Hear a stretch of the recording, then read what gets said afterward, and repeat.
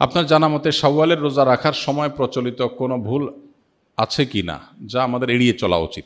শাওয়ালের রোজা কেন্দ্রিক খুব কমন বড় কোনো ভুল নাই, তবে ভুল ধারণা আছে কিছু। যেমন অনেকে মনে করেন শাওয়ালের 6 রোজা লাগাতার রাখতে হয়, ধারাবাহিক রাখতে হয়।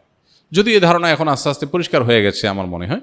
শাওয়ালের 6টা রোজার ফজিলতটা আমরা জানি। নবী সাল্লাল্লাহু আলাইহি ওয়াসাল্লাম বলেছেন, মান সামা রমাদান সুম্মা আতবাহু সিত্তাম মিন শাওয়াল কানা কাসিয়ামিদ দাহর। যে ব্যক্তি রমজান রোজা রাখার পরে শাওয়ালের 6টা রোজা রাখবে, সে ব্যক্তি সারা বছর রোজা রাখার সওয়াব পাবে। এক হাদিসে নবী আলাইহিস সালাম এটার ব্যাখ্যাও করে দিয়েছেন। বিষয়টা এইভাবে যে রমজানের 30টা রোজা সচরাচর সর্বোচ্চ 30টা রোজা হয়, এটাকে প্রত্যেক আমলকে আল্লাহ তাআলা কমপক্ষে 10 গুণ বাড়িয়ে দেন। তাতে 30কে 10 দিয়ে গুণ দিলে 300 হয়, আর শাওয়ালের 6টা রোজা রাখলে আর 6 দুগুণে 60 হয়, তাহলে 360, চান্দ্র বছর হিসাবে 360 দিন। অতএব পুরো বছর রোজা রাখার সওয়াব পেতে হলে রমজান রোজার পরে শাওয়ালের 6টা রোজা রাখতে হবে। এই রোজা রাখার ক্ষেত্রে কোনো ধারাবাহিকতার শর্ত নাই, ভেঙে ভেঙে রাখতে পারেন, একসাথে রাখতে পারেন, যেভাবে খুশি রাখতে পারেন। এটা হলো একটা ভুল ধারণা সাধারণত, যে একসাথে রাখা লাগে কিনা অনেকের ধারণা হতে পারে। এর বাইরে আর তেমন কোনো মেজর ভুল দেখি না। রমজান রোজা যেভাবে রাখেন সেটাও একইভাবে আপনি রাখবেন, শাওয়াল মাসের মধ্যেই রেখে দিবেন।